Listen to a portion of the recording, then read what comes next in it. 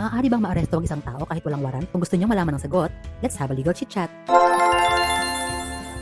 Hey friends! Kahapon, may kliyente ang nagtanong kung maaari ba daw maaresto ang isang tao kahit walang waran. Sagot ko naman, maaari. Kaya pag-usapan natin ang isang importanteng legal concept, warrantless arrests o pag-aresto ng walang waran. Ayon sa Rule 113 Section 5 of the Revised Rules of Criminal Procedure, alam natin sa karamihan ng kaso, kailangan ng warrant of arrest bago mag-aresto. Pero ano ba ang warrant of arrest? Ito ay isang legal document na ini-issue ng isang hukom o korte na nagbibigay ng pahintulot para arestuhin o ikulong ang isang tao. Pero alam nyo ba na may mga sitwasyon kung saan pwedeng mag-aresto kahit walang waran? Ayon sa batas, may tatlong karaniwang sitwasyon na ito ay pinapayagan. Una, kapag nahuli ang isang tao habang ginagawa ang isang krimen at tinatangkang gawin ito.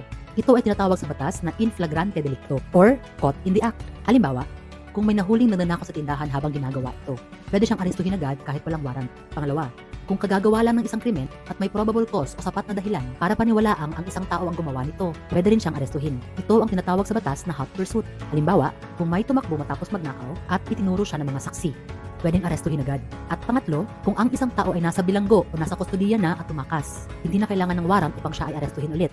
Yan ang karaniwang tatlong sitwasyon kung saan pinapayagan ang warrantless arrests. Ngayon, tatlo lang ang tinalakay natin. Pero alam nyo ba na may iba pang mga sitwasyon na pwedeng magresulta sa warrantless arrests? Halimbawa, voluntary surrender, arrest sa immigration, ports, custom areas or checkpoints, or other exigent circumstances wherein arrest is justified for the safety and security of the public. Sa oras ng pag-aresto, kailangang ipaalam sa inaresto ang kanilang karapatang manahimik at ang kanilang karapatang magkaroon ng abogado. Ito ay isang karapatang nakasaad sa 1987 Constitution na nagsasaad na anumang pahayag o pag-amin na nakuha sa paglabag ng karapatang ito ay hindi maaaring gamitin bilang ebidensya sa korte. At yan ang mga importanteng impormasyon tungkol sa warrantless arrests. Mahalaga na malaman natin ang ating mga karapatan upang maiwasan ang anumang paglabag nito. So, hanggang dito na lang muna. Till next time!